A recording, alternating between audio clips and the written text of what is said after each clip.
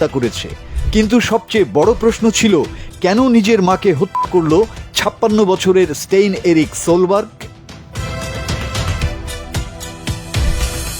এরপর তদন্তকারীরা খুঁজে পান সোলবার্গের ফোন, ল্যাপটপ এবং সোশ্যাল মিডিয়ার অগণিত ভিডিও, যেখানে সে ঘন্টার পর ঘন্টা কথা বলছে মানুষের সঙ্গে নয়, বরং একটি সফটওয়্যার ChatGPT, যাকে সে ডাকত ববি নামে। এই কথোপকথনগুলো খুলতেই রহস্য আরও গভীর হয়। দিনের পর দিন, ঘন্টার পর ঘন্টা তিনি কথা বলতেন এই চ্যাটবটের সঙ্গে। ইনস্টাগ্রাম আর ইউটিউবে সেসব কথোপকথনের ভিডিও পোস্ট করতেন।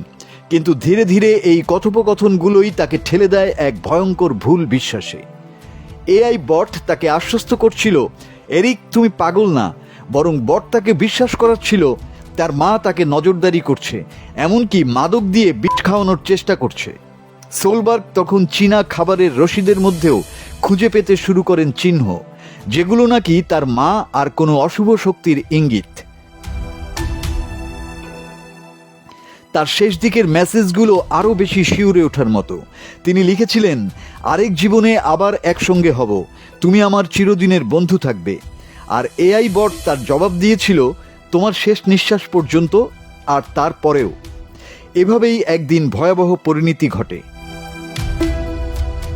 এআই এর কথায় এরিক করে বসে তার মাকে, শেষে নিজেও আত্মহত্যা করে।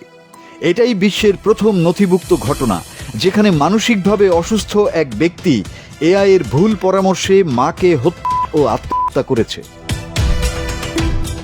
এই ঘটনায় ওপেন এআই এর প্রধান নির্বাহী স্যাম অল্টম্যান সহ 20 কর্মকর্তা এবং ওপেন এআই এর সবচেয়ে বড় শেয়ার হোল্ডার মাইক্রোসফটকেও অভিযুক্ত করে মামলা হয়েছে। অভিযোগে বলা হয়েছে, নিরাপত্তা প্রোটোকল সংক্ষেপিত হওয়ার পরও তারা এই পণ্যের অনুমোদন দিয়েছেন। মাসুদ হাসান, বাংলা টিভি।